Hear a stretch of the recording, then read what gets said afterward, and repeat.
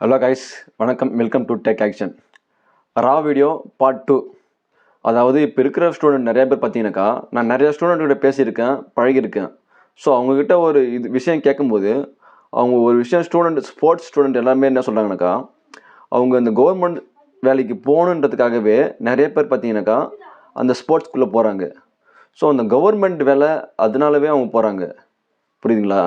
So அந்த உண்மையான ஈர்ப்புன்றது அந்த ஸ்போர்ட்ஸ் மேலே அவங்களுக்கு இல்லை. புரியுதுங்களா? ஸ்டூடெண்ட் பார்த்தீங்கன்னாக்கா அந்த உண்மையான ஈர்ப்பு அது இருந்துச்சுனாக்கா, அவங்க அந்த இருக்கிற என்னென்ன ஸ்போர்ட்ஸ் உள்ளார போகணுன்னாக்கா, அது உள்ளார என்னென்ன விஷயம் இருக்குது அது எல்லாமே அப்படி சின்ன சின்ன விஷயத்தையுமே அவங்க கேதர் பண்ணுவாங்க. அந்த கேரக்டர் ஃபார்ம் பண்ணுவாங்க. ஒரு பழக்கம் இருக்குன்னு சொல்லுவாங்க பார்த்தீங்களா? சின்ன சின்ன ஒரு விஷயம் நம்ம காலையிலாங்கண்டி ஏஞ்சி மார்னிங் ரொட்டீன் பண்ணுவோம். காலையில் என்ன பண்ணுவோம்? எழுந்திரிச்சு ஜாகிங் போகிறது, தண்ணி குடிக்கிறது, இந்த மாதிரி சின்ன சின்ன விஷயம் பண்ணுவோம் இல்லையா? ஸோ அதே மாதிரி தான் பார்த்தீங்கன்னாக்கா அந்த ஸ்போர்ட்ஸுக்கு என்ன தேவை, அதனுடைய இருக்கிற என்னென்ன விஷயம் இருக்கோ அது எல்லாமே லேர்ன் பண்ணுவாங்க. புரியுதுங்களா? அதுதான் கேரக்டர் ஃபார்மிங். அந்த கேரக்டர் ஃபார்மிங் பார்த்தீங்கன்னாக்கா ஸ்டூடெண்ட்டுக்கிட்ட இப்போ நிறைய பேர்த்துக்கிட்ட இல்லை. புரியுதுங்களா?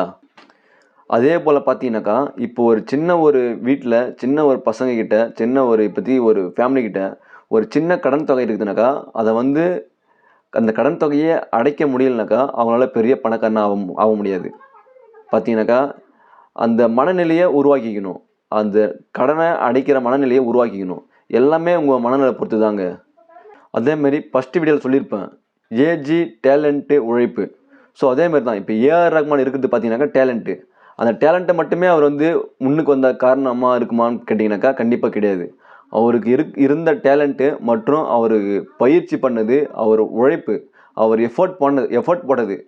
அந்த அளவுக்கு அவர் எஃபர்ட் போட்டு ஒரு தனித்துவமாக இந்த அளவுக்கு இப்போ இருக்கிறாருனாக்கா அவருடைய உழைப்பு தான் காரணமே முக்கால்வாசி.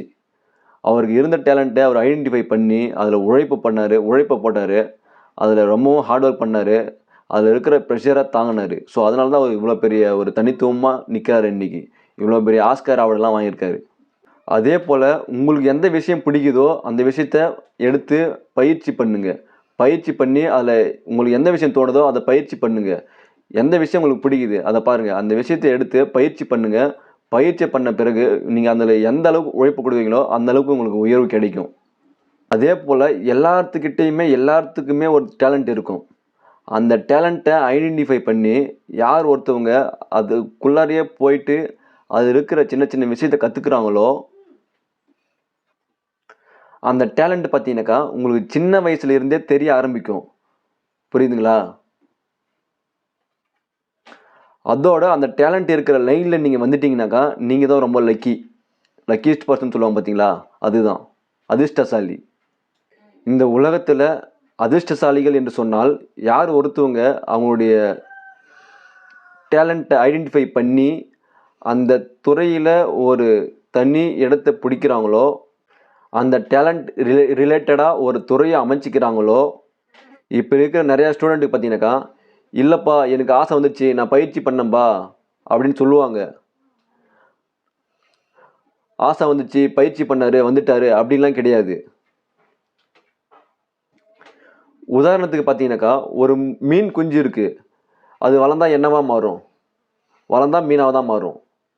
ஸோ அது பறவையாக மாறாது இல்லைங்களா?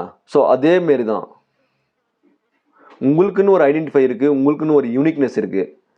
அதை ஐடென்டிஃபை பண்ணுங்கள். அதில் கொஞ்சம் கொஞ்சம் லெவலாக ஸ்டெப் பை ஸ்டெப்பாக பயிற்சி பண்ணுங்கள். அதுலேருந்து நீங்கள் கொஞ்சம் எவால்வ் ஆகுங்க.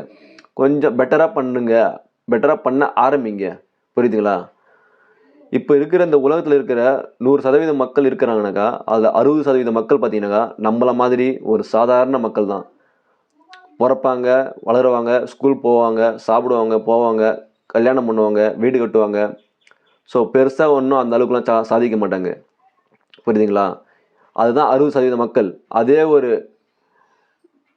70, 80, 90 அந்த 30% மக்கள் பார்த்தீங்கன்னாக்கா 30-40% மக்கள் பார்த்தீங்கன்னாக்கா சின்ன சின்ன லெவலில் அச்சீவ்மெண்ட் பண்ணியிருப்பாங்க. சின்ன சின்ன லெவலில் இருப்பாங்க.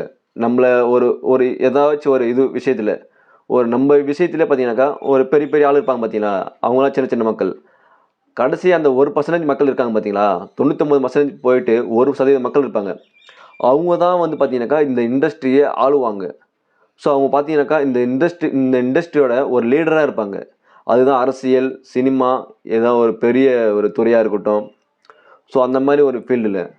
ஸோ உங்களுக்குன்னு ஒரு ஐடென்டிஃபை இருக்குது. நம்ம எந்த அளவுக்கு முயற்சி பண்ணாலும், எந்த அளவுக்கு எஃபர்ட் போட்டாலும், நம்ம வந்து இப்போ சச்சின் இருக்காருன்னா, சச்சினை விடவே ஒருத்தர் அதிகமாக பயிற்சி பண்ணாலும் கூட அவரை வந்து முந்த முடியாது. இப்போ மற்ற ஃபீல்டில் பார்த்தீங்கன்னாக்கா யாருமே அவரை வந்து ஒன்றுமே பண்ண முடியாது. இப்போ கிரிக்கெட்டுக்கு எப்படி கிறுக்குத்தனமாக ரசிகர்கள் இருக்கிறாங்களோ, ஃபேன்ஸ் இருக்காங்களோ, அதே அளவு பைத்தியக்காரத்தனமாக ஃபுட்பாலுக்கு இருக்காங்க. நம்ம நாட்டில் இல்லை, வெளிநாட்டில் பார்த்தீங்கன்னா ஃபுட்பாலுக்கும் இருக்காங்க. மெக்சிகோ, அர்ஜென்டினா அந்த மாதிரி பார்த்தீங்கன்னாக்கா. ஸோ அதில் வந்து பார்த்தீங்கன்னாக்கா அதில் வந்து அவங்களுக்குன்னு ஒரு ஸ்கில்லு அதில் தெரிய ஆரம்பிக்கும். ஸோ நீங்கள் வந்து பார்த்தீங்கன்னாக்கா உங்களுக்குன்னு ஒரு ஐடென்டிஃபை இருக்குது. அதை வந்து இப்போ இருக்கிற சுச்சுவேஷன், இப்போ இருக்கிற காலகட்டத்துக்கு உங்களுடைய துறையை நீங்கள் கண்டுபிடிக்கிறது ரொம்ப ரொம்ப கஷ்டமான விஷயந்தான். எனக்கு அந்தளவுக்கு நாய்ஸஸ் இருந்துச்சு. இப்போ பார்த்தீங்கன்னாக்கா பொல்யூஷனு, அது இது, சோஷியல் மீடியா, டெக்னாலஜி, அது இதுன்னு வந்துச்சு. ஸோ இதெல்லாம் வச்சு பார்த்தீங்கன்னாக்கா உங்களால் வந்து உங்களுடைய துறையை, உங்களுடைய யூனிக்னஸை ஐடென்டிஃபை பண்ணுறதுக்கு ஓரளவுக்கு ரொம்பவுமே கஷ்டம்தான். இப்போ இனிமேல் வர ஜென்ரேஷன் பார்த்தீங்கன்னாக்கா வாழ்கிறதுக்கே ரொம்ப கஷ்டமான சூழ்நிலை தான். ஸோ பார்த்தீங்கன்னாக்கா இந்த மாதிரி தான் இருக்குது. ஸோ டெக்னாலஜி அதிகமாக இம்ப்ரூவ் ஆகிட்டுருக்கு. பட் அதே சேம் டைம் நாய்ஸஸ், பொல்யூஷன் அதிகமாகவும் ஆகிட்டுருக்கு. ஸோ அதே தான் உங்களுக்குன்னு ஒரு யூனிக்னஸ் இருக்குது. இந்த லாஸ்ட்டு இந்த ஒரு 99% முடிஞ்சு 1% இருக்காங்க பார்த்தீங்களா, அவங்க தான் இந்த உலகத்தையே இந்த டாப் லெவல் பசங்க. ஏபிஜே அப்துல் கலாம் இருக்காருனாக்கா, அவர் சின்ன வயசுலேருந்து பார்த்தீங்கன்னாக்கா அவர் வந்து ஒரு கடற்கரைக்கு போயிருக்காரு. ஸ்டூடெண்ட்டுக்கு சொல்லித்தர மாதிரி இந்த காக்காலாம் காமிச்சிருக்காரு. ஸோ அதெல்லாம் வந்து அவர் இந்த அளவுக்கு பண்ணி தான் அவர் வந்து ஒரு ராக்கெட்டை கண்டுபிடிச்சது, ஒரு ஏரோப்ளேன் இந்த மாதிரிலாம். ஸோ பார்த்தீங்கன்னாக்கா உங்களுக்குன்னு ஒரு ஐடென்டிஃபை, நீங்கள் வந்து உங்களுக்கு எந்த விஷயம் பிடிக்குது அதை வந்து எடுத்துக்கோங்க, அதில் பயிற்சி பண்ணுங்கள். அதில் பயிற்சி பண்ணி உங்களால் பெட்டராக பண்ண முடியுமா அப்படின்னு பாருங்கள். நீங்கள் பெட்டராக பண்ணீங்கன்னாக்கா அதை விட பெட்டராக பண்ண முயற்சி பண்ணுங்கள். ஸோ இதுதான் உங்களுடைய லைஃபு. இதுதான் இந்த வீடியோவில் நான் உங்களுக்கு சொல்கிறதுக்கு வந்தேன். ஸோ அதுதான் நான் சொல்லிட்டேன். ஸோ பார்ட் 1 வீடியோவும் பாருங்கள், பார்ட் 2 வீடியோவும் பாருங்கள். கண்டிப்பாக உங்களுக்கு ஏதாச்சும் ஒரு சின்ன ஒரு இன்ஃபர்மேஷன் கிடைச்சா கூட, இப்போ இருக்கிற சோஷியல் மீடியாவில் ஆனால் இந்த மாதிரி வீடியோ வந்து யாருமே கண்டிப்பாக பார்க்கவே மாட்டாங்க. எனக்கா இதெல்லாம் ஒரு மூஞ்சான்னு பார்ப்பாங்க. ஸோ மனுஷன் வந்து எல்லாருமே ஒரே சேம் தான். அதேமாரி ஒரு சில இது பண்ணுவாங்க. அது நான் உங்களுக்கு தனியாக ஒரு ரிலேட்டடாக ஒரு வீடியோ போடுறேன். அது என்ன ஒரு பொண்ணுங்களை பற்றி ஒரு சின்ன ஒரு வீடியோ தான் அது. எல்லாருமே எனக்கு இந்த மாதிரி இருக்கணும், எனக்கு அந்த மாதிரிலாம் இருக்குன்னு சொல்லுவாங்க. ஸோ அந்தமாரி ஒரு வீடியோ உங்களுக்கு போடுறேன். கண்டிப்பாக இந்த வீடியோவை கண்டிப்பாக பாருங்கள். தேங்க்ஸ் ஃபார் வாட்சிங்.